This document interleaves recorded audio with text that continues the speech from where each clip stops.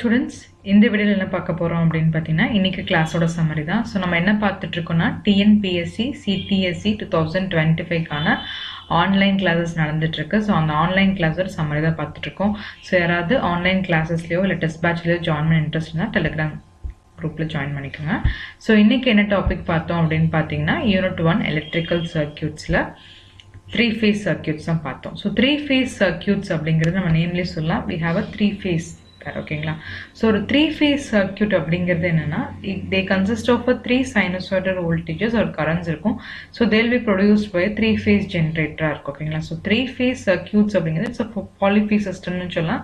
So இங்கே பார்த்தீங்கன்னா all will operate at a same frequency but different voltages அப்படின்னு சொல்லலாம் ஓகேங்களா.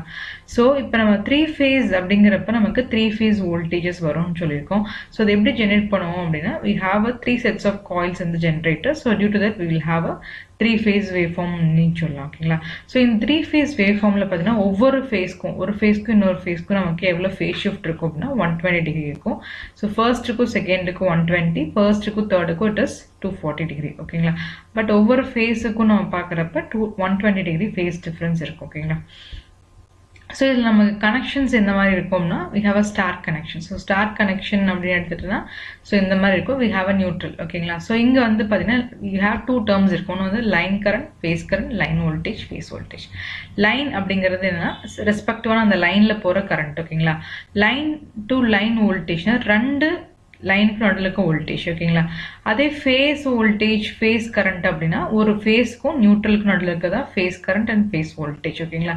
ஸோ ஸ்டார் கனெக்ஷனில் பார்த்தீங்கன்னா எனக்கு லைன் கரண்ட்டும் ஃபேஸ் கரண்ட்டும் ஈக்குவலாக இருக்கும். லைன் வோல்டேஜ் அப்படிங்கிறது it is equal to √3 V phase அப்படின்னு சொல்லலாம். So √3 V phase. So V phaseல √3 பண்ணால் தான் நமக்கு லைன் வோல்டேஜ் கிடைக்கும் ஓகேங்களா. ஸோ நெக்ஸ்ட் பார்த்தீங்கன்னா டெல்டா கனெக்ஷன். ஸோ இதில் நமக்கு நியூட்ரல் கிடையாது. ஸோ இங்கே பார்த்தீங்கன்னா லைன் டு லைன் வோல்டேஜுங்கிறது ஃபேஸ் வோல்டேஜ் ஈக்குவலாக இருக்கும். ஸோ லைன் கரண்ட் அப்படிங்கிறது இட் இஸ் √3 I phase அப்படின்னு சொல்லலாம் ஓகேங்களா. ஸோ இதில் வந்து நமக்கு depending on the connections we can have different applications அப்படின்னு சொல்லலாம். ஸோ நமக்கு வந்து பார்த்தீங்கன்னா இப்போ கனெக்ஷன்ஸ் வந்து ப்ரைமரில் ஒரு மாதிரி இருக்கும், செகண்டில் ஒரு மாதிரி இருக்கும். ஸோ அந்த மாதிரி நமக்கு நிறையா அப்ளிகேஷன்ஸ் இருக்குது. ஸோ அதே மாதிரி நம்ம ஒரு 3 phase சர்க்யூட் அப்படின்னா நம்ம பவர் எப்படி மெஷர் பண்ணோம்னா, we have 2 wattmeter method and 1 wattmeter method.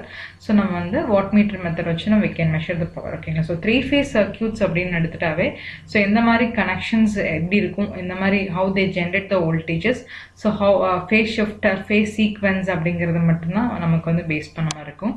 So உங்களுக்கு டவுட்ஸ் இருந்தால் கமெண்ட் செக்ஷனில் கமெண்ட் பண்ணுங்கள். Kindly like, share and subscribe.